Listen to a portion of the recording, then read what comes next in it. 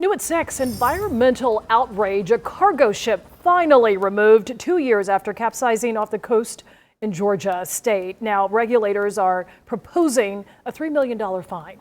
The wreckage sent thousands of vehicles into the ocean, polluting the waters. One coastal conservation group is speaking out, saying the proposed penalty is not enough. Jessica Savage with our sister station WTOC has more. On September 8th of 2019, a stunning scene. And I at first thought it was a joke because that doesn't happen here.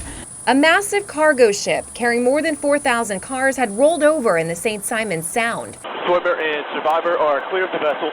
Roger. The U.S. Coast Guard rescued the crew on board. For the next month, gasoline, oil, chemicals, and other pollutants leaked into the water. The pollution from then and now comes with a $3 million environmental penalty, the largest one on record in Georgia.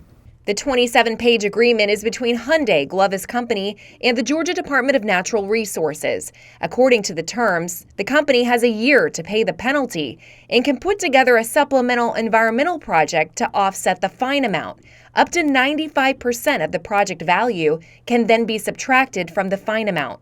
Susan Inman with 100 Miles says the penalty doesn't go far enough. We feel that the $3 million is definitely low because every time that we're out here walking the beaches or on the water, we see contaminant. Whether it's product floating in the water, as in heavy fuel oil, or it's weathered gasoline from the cars, or it's plastic floating debris, which is also harmful to the environment. So it's an ongoing process, and we just feel that the marine community is underestimated.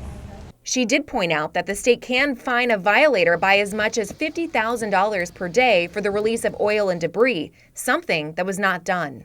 The organization wants to see a natural resource damage assessment. And what that does, it actually gives you a baseline of your damages or injuries to the area, and that has never been completed. So to figure out where this fine came from is a question, because this baseline has never been established. WTOC Investigates asked the state's Environmental Protection Division how it calculated the $3 million penalty.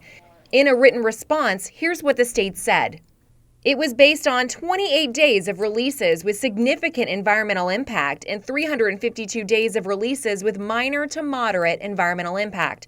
It also considered, quote, the extensive efforts of the responsible party to respond to and mitigate the effects of the releases.